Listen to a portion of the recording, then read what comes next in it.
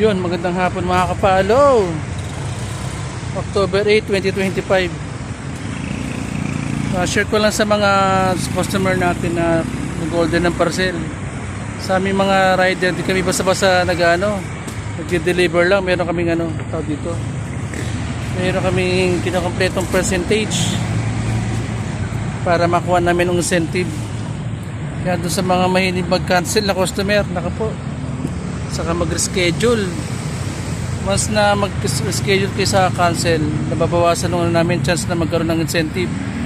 Halimbawa, dala namin 100 parcel.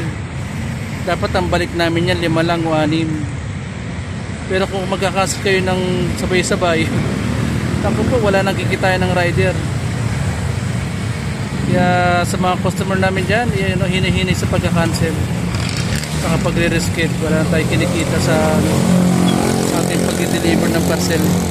Pero shoutout pa rin sa mga mababait na customer natin na kahit na nasa trabaho sila, pinipilit nila mag-Gcash para makuha yung parcel nila na nakakatawa, diba?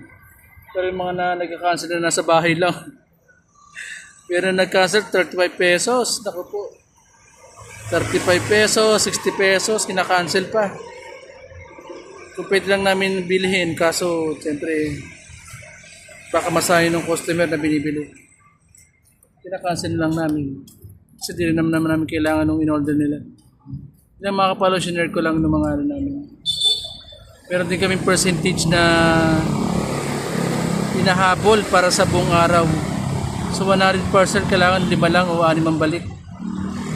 Kasi may time na kunti lang ang parcel, marami ka pang balik. Magiging minimum ka na lang yung kapalo. Wala ka ng incentive.